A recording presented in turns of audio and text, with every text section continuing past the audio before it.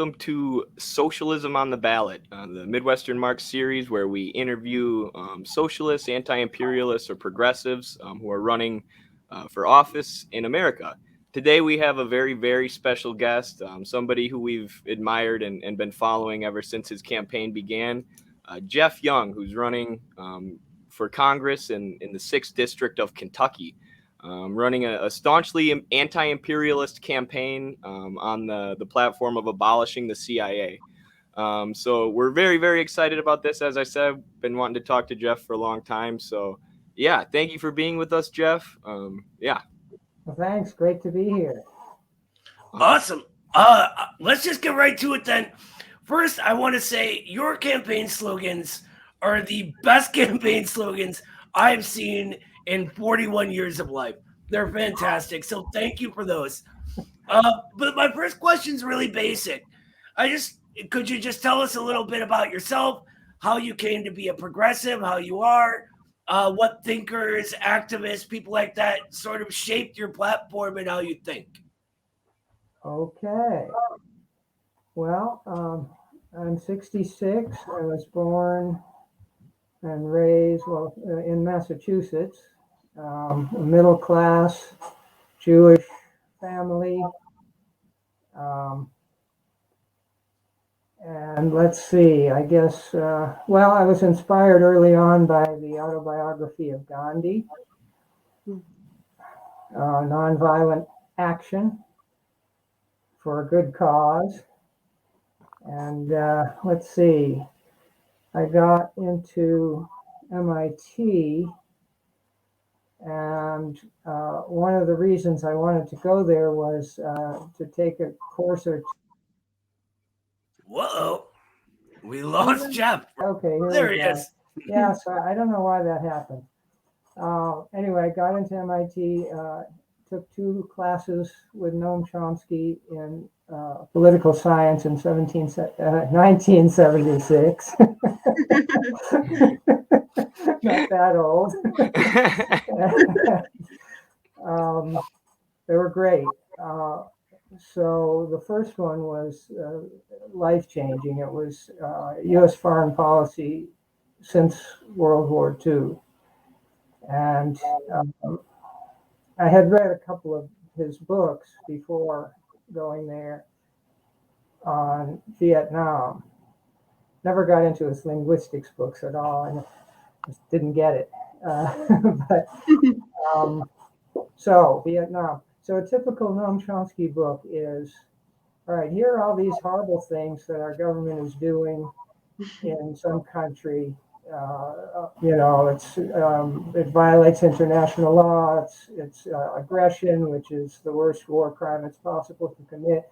And then every other page or half the pages are devoted to here's how our mainstream media corporations are lying about it.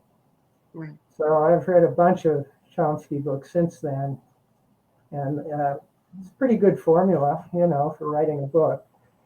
Anyway, so I became an anti-imperialist, anti-war activist around the late 70s. And I have been ever since. So I never thought I would run for any office. About 12, 15 years ago, I would never have said, yeah, I'm going to run for office, or U.S. House or anything. But in 2009, I joined the Kentucky Green Party, and which was and still is tiny. I ran for the first time for the Kentucky House of Representatives in 2012 against a far right, Christian right Republican in Lexington, Kentucky. Learned a few things, and then ever since then, I went back to my lifelong party, a Democrat, and ran for the U.S. House the primary in 2012, 2014, 2016, 2018. 2020, I ran as a Republican. And 2022, this year, is a Democrat again. This is the first time I've ever won a primary. The Democratic Party hates me. Basically, the reason why is that they can't control me. So 2014, were two unknowns in the Democratic primary for U.S. House. They favored the other one. The governor, who is the father of Kentucky's current governor. So current governor is Andy Beshear. His father was Governor Steve Beshear. He actually endorsed my primary opponent. But I almost won anyway. I got 39% in 2014. That's the best ever until this year. Wow. And I won by 52 to 48. So basically, they rig their primaries. If it's important to them, they'll rig it. They'll give party resources to their favored candidate. And I've sued the Democratic Party many times, and they really don't like that. I'm not a lawyer. We love it. But, they really don't like that. All of my cases have been thrown out. I've never even been allowed to conduct discovery. All of them have been meritorious. So the reason they've been thrown out is that every judge has been corrupt. And then the Kentucky Court of Appeals, I inevitably appeal. That's a cesspool of corruption. The Kentucky Supreme Court is another smaller cesspool. And then when I appeal to the U.S. Supreme Court, so far they haven't reviewed any of my appeals. But I have one pending right now against a judge here in Kentucky, and we'll see if they review that. I think it's interesting how the courts are increasingly being used to stifle democracy, whether it be, throwing out your cases or Citizens United, obviously, is a big one to point to. And now we have Roe v. Wade, which obviously a ton of people are upset about. Can I talk about Roe v. Wade for just a minute? Please do. Please. I can't think of another Supreme Court decision that was any better than Roe v. Wade in my lifetime. I remember when it was written in 1973. I was like 16 or 17. And so the overturning of that on June 24th of this year by 6 justices, 6-3 decision was logically the worst Supreme Court decision ever in my lifetime. And, the dissent was beautiful, very well written. If you want to read the case, skim the majority decision and read the dissent, because it's fantastic. Well grounded in American history and the Constitution. All right, so ever since June 24th, or a few days after, I have taken as one of my positions that the 6 woman-hating, corrupt, dishonest, partisan hacks that voted to overturn Roe v. Wade all have to be impeached, removed from power. That's going to be one. Oh, whenever no, he gets going. I don't really want to hear the rest of that. Let me just say while he's coming back, it is absolutely beautiful to hear someone running for Congress who speaks his mind as bravely as Mr. Young does. Absolutely. I don't care if you agree with him or disagree with him. That sort of realness has been missing in our politics, in our bourgeois politics, forever. And I love hearing it. Thank you, Mr. Young. You can continue. Sorry. Yeah, please continue. Well, I was just about done with that. That's a demand. And there's no progress without a demand. Frederick Douglass. So one of my demands is impeach the 6 crooked Constitution shredding justices, so-called justices, who overturned Roe v. Wade. I've heard all kinds of other ideas from the Democrats of what to do. The one I hear most often is contribute to the party and get more Democrats elected. Mhm. And the other one I heard was increase the size of the Supreme Court by 4. All right, so the problem with that is we can easily, I can imagine a situation where Roe v. Wade would be overturned or similar bad things by a vote of 10-3 instead of 6-3. Right. So the only way I see forward is to impeach the 6 bad ones. Yes, I think that's a great point you made about there's no progress without demands. Because there's a lot of, especially with the Democratic Party, they give a lot of rhetoric. Oh, we care so deeply, donate to us, but there's very few concrete demands. And that your That's right. campaign is chock full of those. Right. That's right. Yeah, so my strategy, my overall approach to this election, I want to unite everyone in America to the left of Hillary Clinton. Which is everyone. Most But people. I want some conservatives, such as all libertarians, and some fraction of the Tea Party.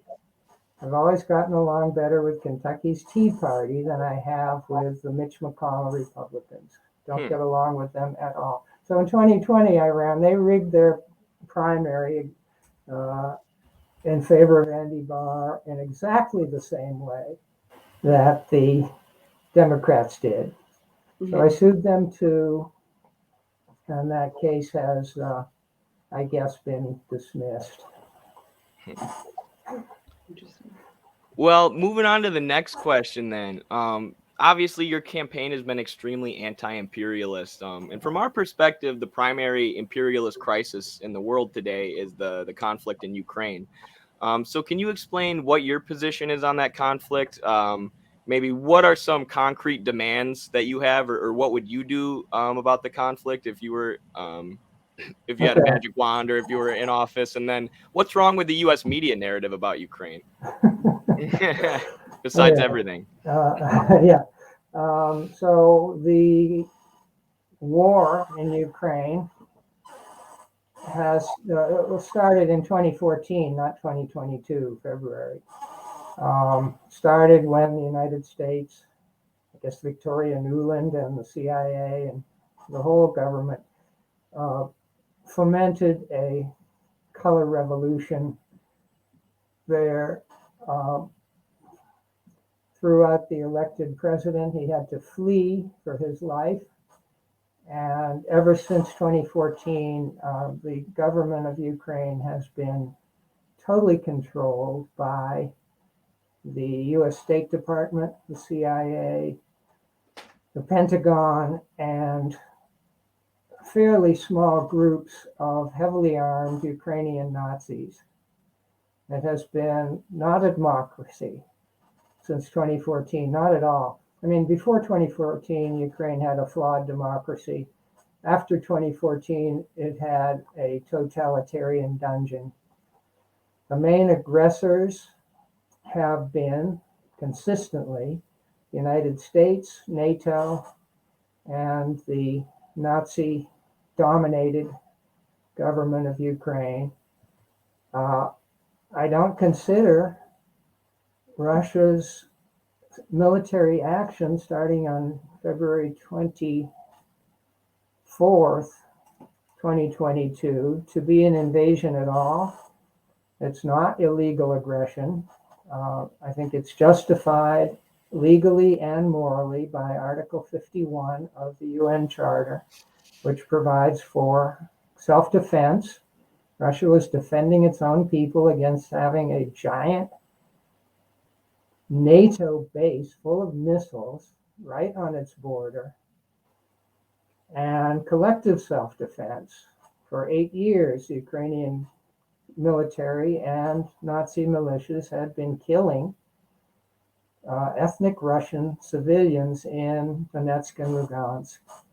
So I consider basically the U.S. to be the main aggressor. They're waging a proxy war against Russia. And Russia and the Ukrainian republics have been acting in self-defense and are not war criminals. The United States has a bunch of war criminals. As Noam Chomsky has said, every U.S. president since the end of World War II has been an aggressor and a war criminal. That's still the case today. So another plank in my platform is Joe Biden must be impeached and removed from power for his war crimes, I guess starting as soon as he took the oath of office in January 2021, and for risking World War III, militarily provoking Russia, China around Taiwan and the South China Sea. He is, I think, the greatest danger to the survival of human life on Earth. I mean, when I say Biden, I mean the people who pull his strings, the military industrial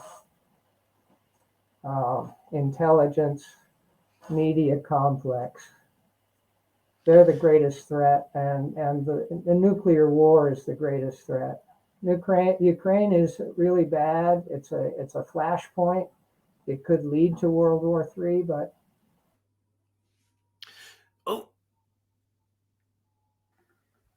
notice it was right after he said intelligence. Yeah, right. Mm-hmm. Right after he called out the sorry. intelligence The agency. main threat is Okay.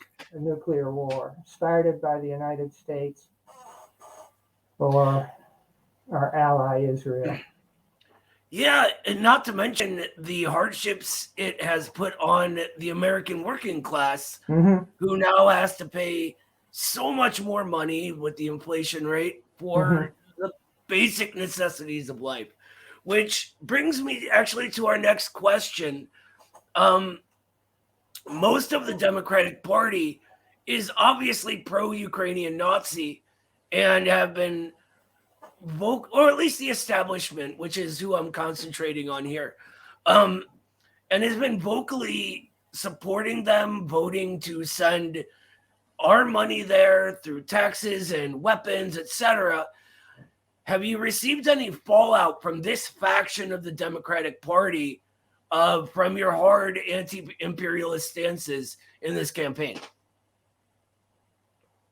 Well, so the day after the primary, May 18th, the Democratic governor of Kentucky was having a press conference saying he endorses one of the Democrats for Congress, a friend of his in Louisville, Jefferson County.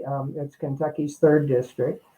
And a reporter asked him, are you going to support Geoff Young? And he said no. Then a minute later, came back around to that and said, Geoff Young needs help. And this is not the way he's going to get the help he needs. He insulted, he shouted an insult to me one time when I was standing somewhere with my son, my 12-year-old son at the time. And I wanted to wait a couple years before I had to have certain conversations with my son. That's all he said. All right, and since that time, I've been unable to get any calls back from the Kentucky Democratic Party. They have a chairperson. I like the chairperson, but he apparently hasn't been allowed to call me back. Haven't gotten any calls from the DCCC, Democratic Congressional Campaign Committee in Washington. I don't think Nancy Pelosi is still the chairperson of that, but she's pretty high up in that hierarchy. It's interesting to me how widespread and rampant small corruptions like this are. Just not being able to get a call back, right? Yeah. That's a corruption. Yes, it is. Well, every election you hear vote blue no matter who. That's only 5 words. And they've forgotten that slogan completely this year. But remember those 5 words. I mean, Right. it's ridiculous. It's So only I no don't matter who expect when it's any done, help right? whatsoever Yeah. from the Democratic Party. That's why I'm having to appeal to everyone else. Certainly appeal to Democratic voters in the 6th district. I mean, more than half of them voted for me in the primary, the ones who voted at all. So yeah, I'll be appealing to local Democrats. Nice. And I'll be asking for money from Democrats all around the country who are progressive. But from the party structure, I don't expect anything. Right. As I don't think you should, and some of us on our website and in our editorial board worked for the Bernie campaign in 2020, and were frustrated when he would donate, campaign funds that he was getting from working people to the DNC. He'd give it right to the Democratic structure, which you have to play ball on some level, I guess. But yeah, sorry, go ahead. Well, I haven't had to play ball with them for the last 10 years. Nice. So I don't know what would change that. Love it. Yeah, I have a question too. It's a common one that we get asked. So the propaganda around the Ukraine-Russia situation in the West has been incredible. You can't even mention that Russia's intervention might be justified without people with Ukraine flags in their profile pictures on the internet coming after you. So despite the fact that we're smeared as Putin propagandists, how is it that the real propagandists, the U.S. empire, have been able to control this narrative so much? And yeah, that's my question. All right. So I think of all the weapons that the empire has, their iron control of the media is their most powerful weapon. U.S. military hasn't won a war since 1945. I mean, you can say the first, the Gulf War in 1991 in Iraq, but they didn't win that. I mean, they conquered they defeated the Iraqi army, but it didn't resolve anything. And then in 2003, they invaded Iraq again. Right, so the military is greatly overestimated. And I agree with Caitlin Johnstone, Australian blogger, who says that the power of the propaganda system is underestimated. Of course, I lived through the whole Iraq War thing. And the years after, the propaganda then was really bad. With the yellow ribbons and all that. You couldn't question the war without being called a sympathizer with Saddam Hussein and so on. But this, from February until today, this year, it's the worst I've ever seen in my life. Wow. It's a flood. It's overwhelming in this country, Britain, Western Europe. Rest of the world sees through it all. They actually get information from the other side, the Russian perspective, and they make up their own minds. And a good example is Mexico. Mexico with AMLO, the socialist president there, did not join any of the sanctions against Russia. Said no. We want to maintain good relations with everybody. A lot of the world is the same way. So the propaganda is the worst I've ever seen. I think there are cracks in it. And as Ukraine loses and Russia continues to take territory, capture Ukrainian troops, and just steadily advance, the propaganda wall is going to get weaker and there will be more cracks appearing.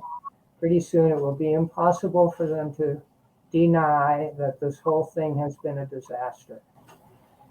Yes. What are some of the sources that you use within the U.S.? That's a common question from our audience members. Yeah, that's great. All right, so I'll just have to, all right, so I'll list as many as I can think of right now, Caitlin Johnstone.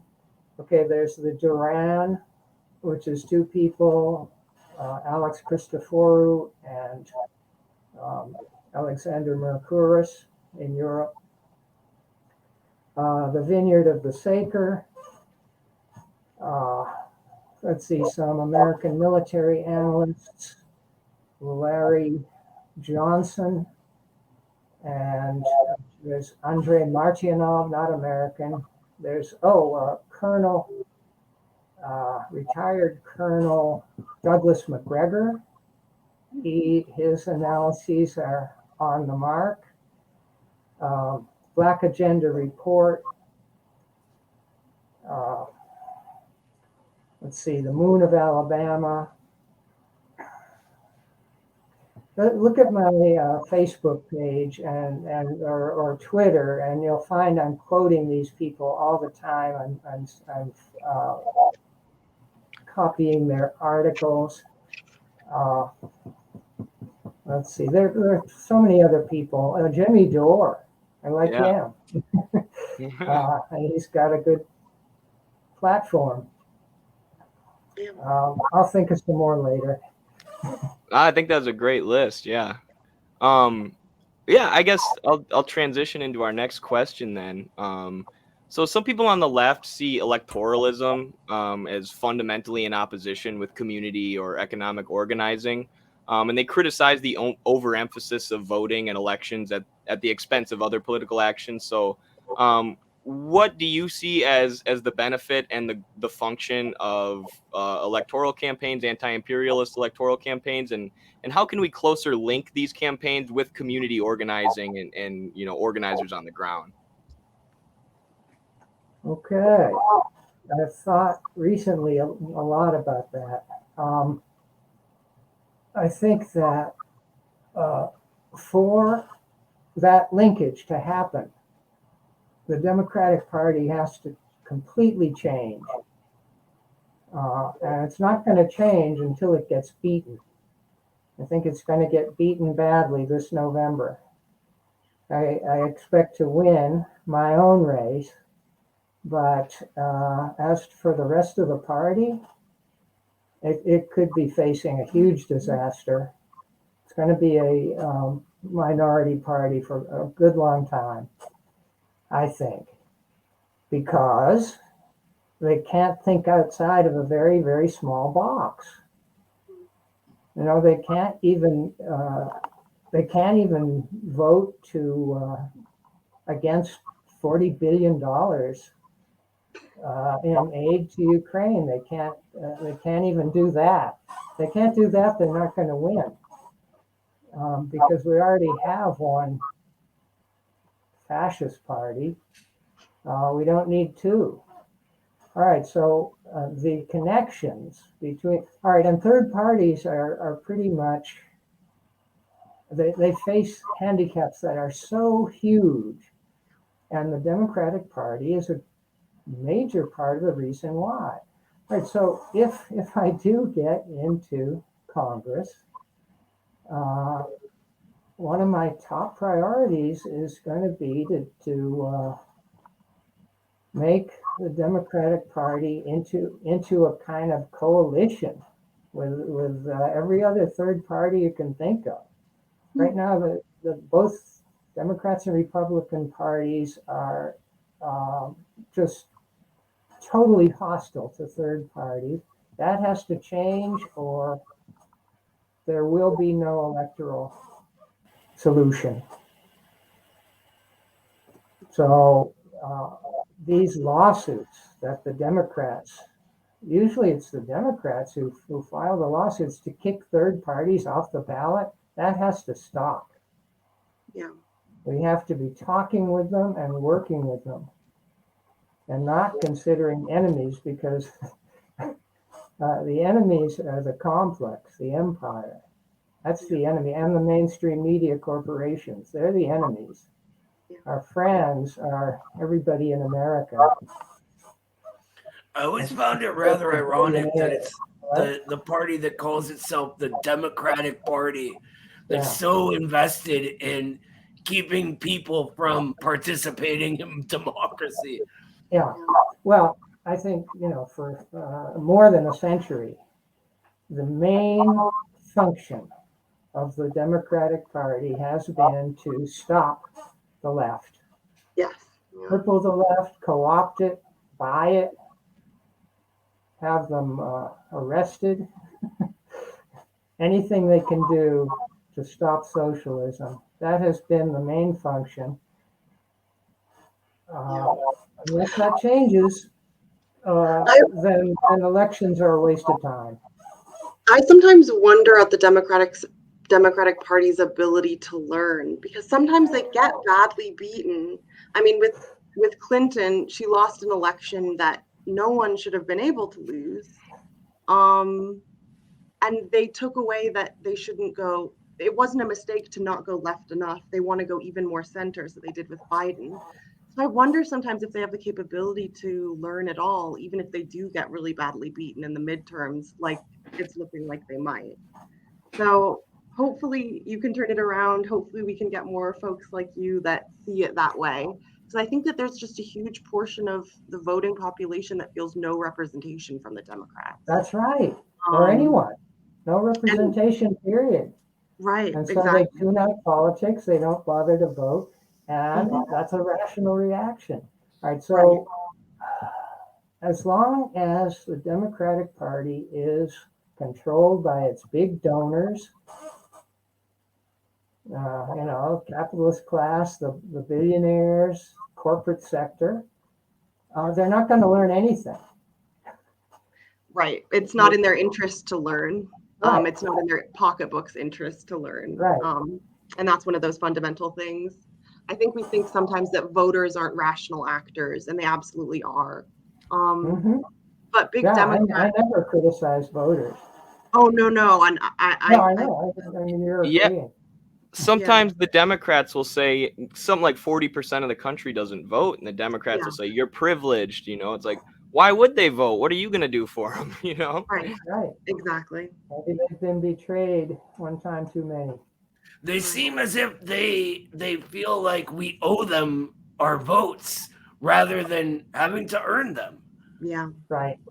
Well, they're going to do that they'll do that with abortion this time around. That's what Democrats are doing. 100% is they're hoping to fundraise off of that and win off of that. Yeah. So we'll see. But it shouldn't be on the table in the first place. And that's, the largest Democratic failure of the last 50 years, I think. Anyways, I want to switch lanes a little bit because there's another position of yours that I'm really interested in. It's not one I see talked about on the left a lot, but it's, I think, number 3 of your 10 or so that you list, which is about abolishing AFRICOM. I'm just curious, what is your position on that? How did you arrive there? Just tell us a little bit about that. Okay, well, I arrived there by reading the Black Agenda report over a period of years, and another organization grew out of that, Black Alliance for Peace. AFRICOM is just another wing of the empire. And it's a continuation or evolution of European colonialism of Africa, entire continent. Well, except for a couple countries that managed to avoid being colonized. So I'm calling for all of our bases outside the 50 states to be closed. That would include all the bases in Africa and everywhere else. Yeah. All of the troops to be brought back, the so-called defense budget to be cut by 70%, number of our troops cut by 70%. I used to say 50%, but then it kept rising. Yeah. So I have to keep up. Yeah. And so AFRICOM is a certain model of colonialism or imperialism. Special forces running around, bombing people they call terrorists, and training the armed forces of dictators. It's the usual routine. Yeah. And it's just one of the things that has to go. Yes. You bring up killing people that they call terrorists, and one investigation I read into one of Obama's drone programs in Africa said it killed like 88 to 90% civilians. You know, they had just said these are terrorists, and I think that kind of shows the role of drone warfare, which I think is largely what AFRICOM's done, is allowed the U.S. to surveil and continue basically a perpetual war against the entire continent of Africa. So I just love that you're drawing direct attention to that and calling out AFRICOM.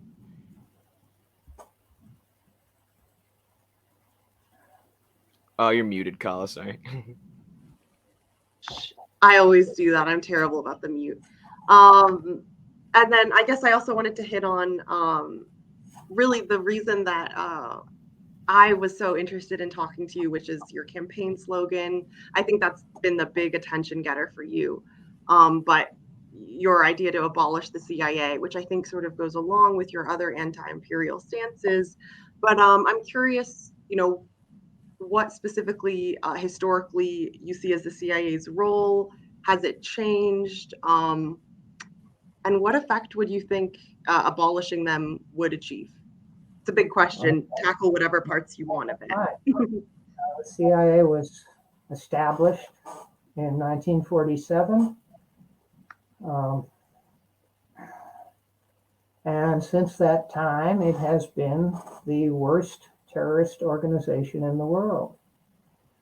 They were founded, for a while they were called the president's private army, regardless of who the president was. All right, so they would, they would do some things early on that needed to be done, like gathering intelligence and, the spy thing.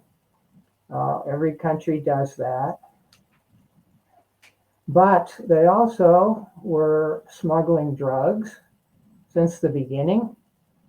The French Connection, the Corsican Mafia worked closely with them.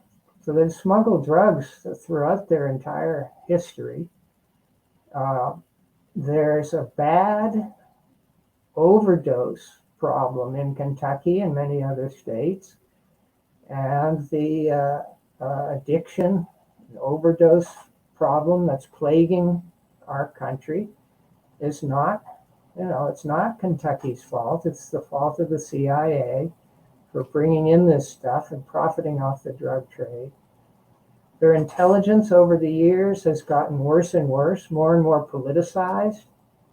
So George Bush the First, George Herbert Walker Bush, was a big part in politicizing the intelligence function of the CIA.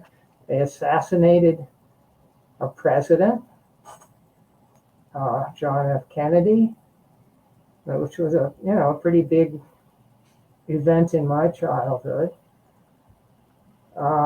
They've overthrown dozens of countries, but I think maybe the worst thing of all was their Operation Mockingbird, whereby they started conducting psychological operations against the American people, completely contrary to their charter when they were founded, completely illegal.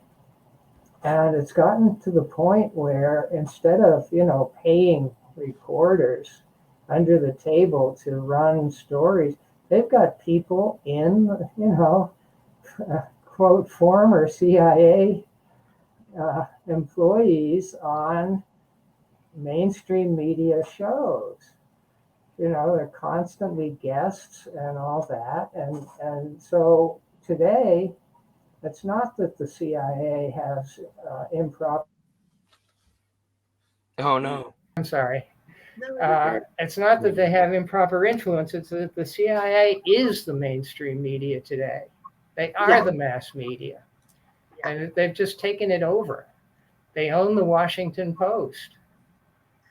Now, if I remember, oh, No, just real quick, I think that's one of the things that the CIA itself has designed our public view of the CIA Yeah. and sort of treating it like James Bond or what you see on The Americans on TV, which was a great show, by the way. But its actual big purpose is misinforming and shaping reality for the American people. Right. And for I think that's politicians. Exactly. My main excuse or explanation of why all the Democrats voted for the $40 billion to Ukraine was the media. They read the New York Times too much. Yeah. They don't read all the sources I just listed. And something I've noticed too, sorry, I'll let you go after this, Kala. But the like what a lot of the mainstream outlets like Washington Post and them will cite are NGOs like Human Rights Watch. And then Human Rights Watch has CIA directors on their board too, so even though it's got a fancy name and it's supposed to be this investigative organization that cares about human rights, it's just a CIA front. But then you have these outlets who will cite it like it's, it's fact. Right. Well, one example internationally is the National Endowment for Democracy. That's just a CIA subsidiary. When I say abolish the CIA, I'm including the NED too. we were just talking about that before. Yeah, we were wondering. Yeah, that's part of the problem, is that what used to be just sort of isolated to the CIA, we now live in a surveillance state where that sort of overreach and overuse of surveillance is sort of pervasive. So we were curious about that. That's great to hear that you mean the NED too, and hopefully other places like maybe ICE and Department of Homeland Security and stuff like that. Yeah, I wonder about the NSA. I'm not sure. For a long time, there was a joke in Washington that NSA stood for no such agency. They're so secret, nobody knew they existed. They might have to go too, because they spend most of their time spying on everyone in the world, including the American people. That's illegal. That's contrary to the Fourth Amendment of the Constitution.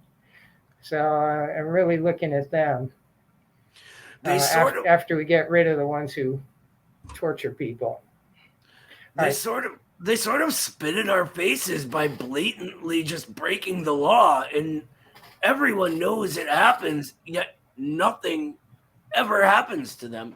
And it's so great to see someone running for Congress actually saying this stuff. Yeah.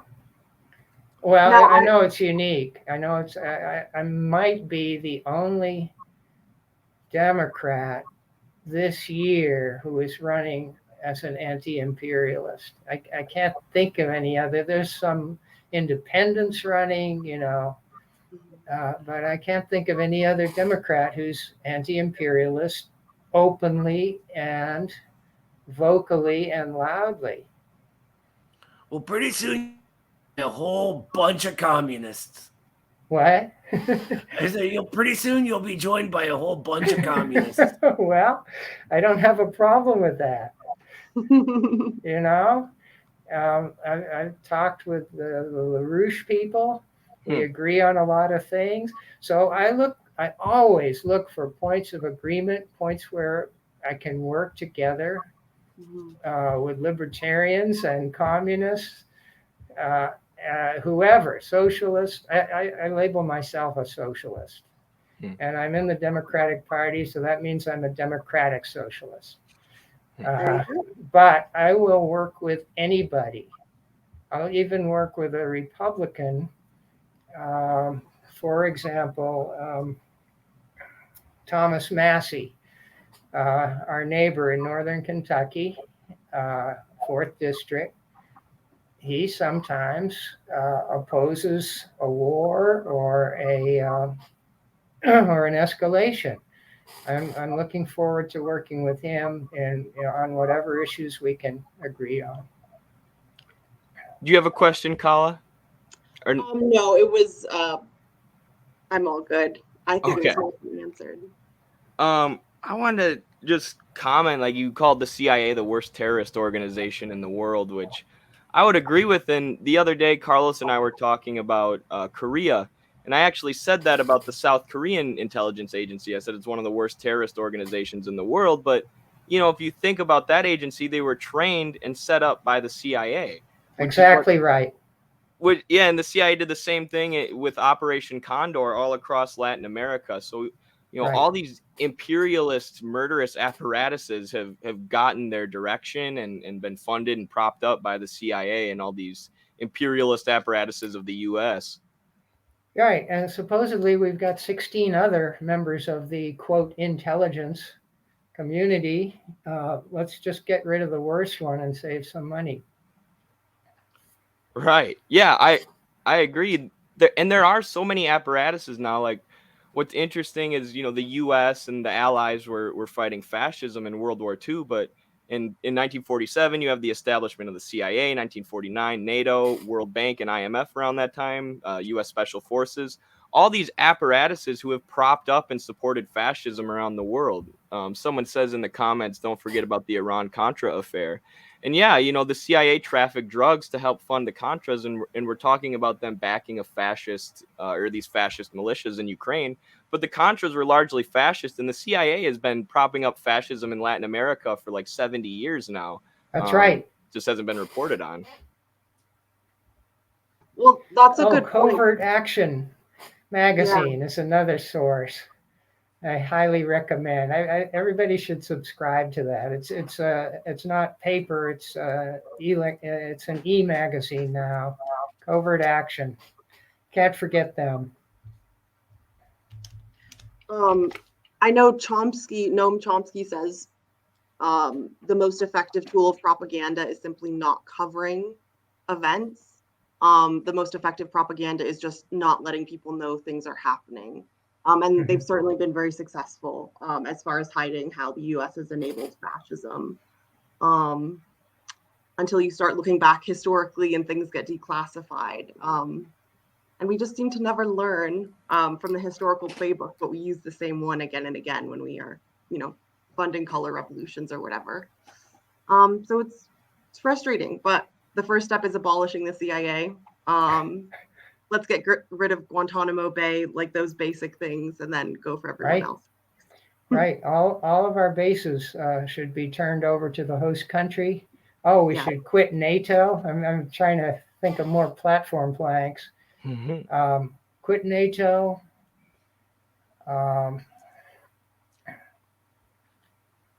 Become subject to the International Criminal Court, where there's no reason we should be an exception. Right. So I mentioned impeaching Biden for war crimes. That I want to generalize that. Any president who comes in and within a fairly short time doesn't stop all our wars and stop things like Ukraine and Syria. We're currently occupying 1/3 of Syria. We currently still have troops in Iraq where the government has asked us to leave. We have zero legal right to be in either country. All right, so any new president who comes in and doesn't get all our troops out of Syria, Iraq, stop supporting the Saudi genocidal war in Yemen, who doesn't stop these things, becomes a war criminal, because that's their first legal obligation.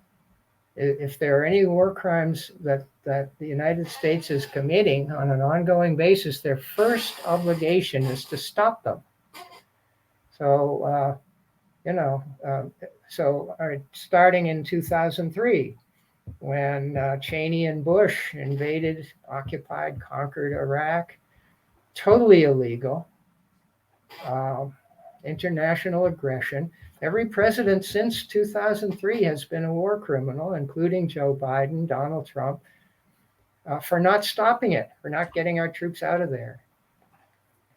Biden has done one good thing that I can think of, ordering all U.S. troops out of Afghanistan by August 31st, 2021. It's the only good thing he's done. Well, I think, his Build Back America, I would have voted for that kind of economic development bill. I would have supported it. But then he ruined it by stealing $7 billion from the Afghan people, just stole it. And they're suffering tremendous famine right now. So that kind of ruins his one good decision. Yeah, that Build Back Better before it got torn to shreds didn't look that bad. I was actually impressed, but of course, what happened to it, right? Yeah, I guess it died in the Senate, right? Yep. From what I've heard, it sort of they knew it had no chance. But I don't know. I'm sure you would know a lot more about that than I do. Well, there's this filibuster. I don't know how I feel about that. If the Democrats are going to be a minority party for the next 50 years or 20 years, we're going to need the filibuster. Mm-hmm. I think it might be foolish to throw it away now. I've had a similar thought, as I've seen a lot of debates about that recently. Okay, but here's another option. A constitutional amendment that abolishes the Senate because it's undemocratic with a small d. Why not just have a single house? Nebraska has one house instead of two. Why not just have the U.S. House of Representatives and forget about the Senate?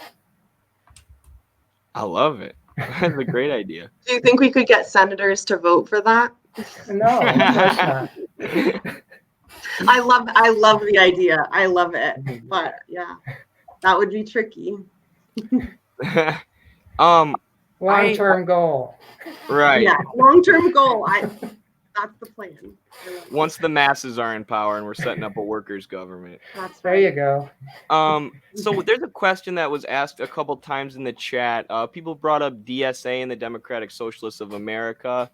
We have some people in the chat criticizing them for failing to endorse you or really support you. So have you worked with DSA at all, or what's your stance towards them? And would you be willing to work with them? I consider DSA a potential ally. I would welcome working closer with them and with hundreds of other groups. For sure. I love it. Broad tent. Yes. All right. Well, are there any more questions that Noah or Kala have for Geoff or anyone in the chat, or anything you'd like to hit on or talk about, Geoff, while you have the floor here? Just my, kind of minor thing. Check out my website at Young for Kentucky, YOUNG, 4, KY.com. You can donate there. You can get involved. I like friends on social media who, kind of amplify the messages. And help me raise some money to put up more billboards and send out more mailings. One part of my platform I just want to mention, which was really the main thing in the primary. Unlike Andy Barr, I will never vote to send weapons to Nazis. That was my slogan. I'm keeping it as one of my slogans in the general election. If you all want to chat again, I'd be happy to do that. That's a beautiful slogan, and I think we'd all be happy to talk to you again. Yeah, thank you so much. All right, well, Thank you so much, Mr. Young. If anyone wants to donate to Mr. Young's campaign, please visit his website. Let's all get together and help out the best platform I've ever seen. Yeah, abolish the CIA. First thing, I'm sold. You have my vote. All right, well, thank you. You bet. Thank you so much, Mr. Young. Looking forward to supporting your campaign here going forward. All right, well, have a great evening. You as well.